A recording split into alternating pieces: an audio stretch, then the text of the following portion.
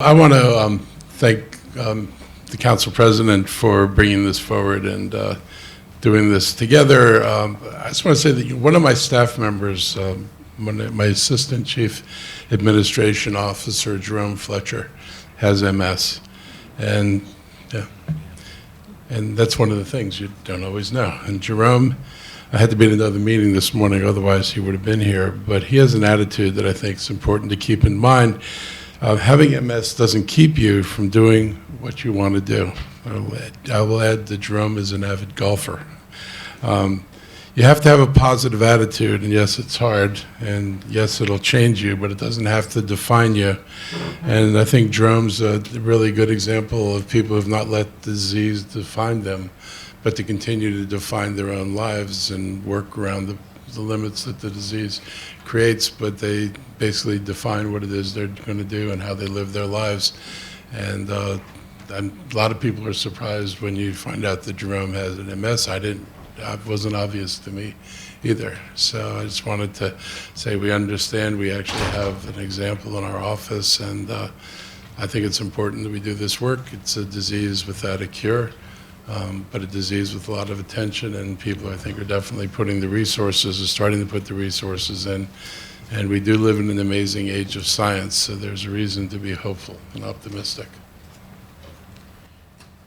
Well, thank you, County Executive. And as you say, as I was surprised to even hear about Jerome, and certainly we've all, unfortunately, had, in my family, we've had a cousin who was married into our family that had it, and every family, I believe, has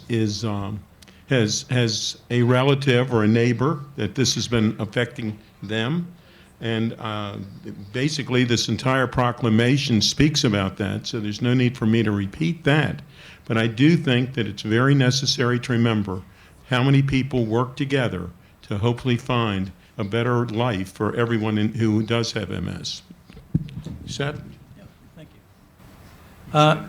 Yeah, I'm Seth Morgan. I am the chair of the Commission on People with Disabilities. However, I am here for myself and my disease, which is multiple sclerosis. And I'm a neurologist by training. I'm a physician. I used to treat people with MS. And when I first started working in the field, there was no treatment available. You'd put the person in the hospital and hope that steroids would make them better and stop the disease. So back then, there was no real rush to make the diagnosis, because there really wasn't much we could do to forestall the progression. Jump ahead to current times. We have approximately 20 different medications available. And those medications, while they're not curative, they may forestall the progression. It's a very important thing to make a diagnosis early. That's why I come yearly here to ask for a proclamation for Awareness Week. MS is still, on average, not diagnosed until 2 years after onset of symptoms. The reason is because each person has a different set of symptoms, and no two people are alike. And as such, a lot of it gets put off as, oh, it's all in your head. Well, it may be in your head. It could be in your spinal column, too. But it's a disease that it's important to make an early diagnosis, because if you can get on one of these medications, you may not progress as rapidly, and you may have function preserved, and hopefully when that cure comes by, you'll be in a better shape to take it. So thank you very much for this proclamation to Mr. Elrich and to the County Council and Mr. Katz. I appreciate that greatly. Thank you. You want to lead off? You want me to go first? Yeah. Okay.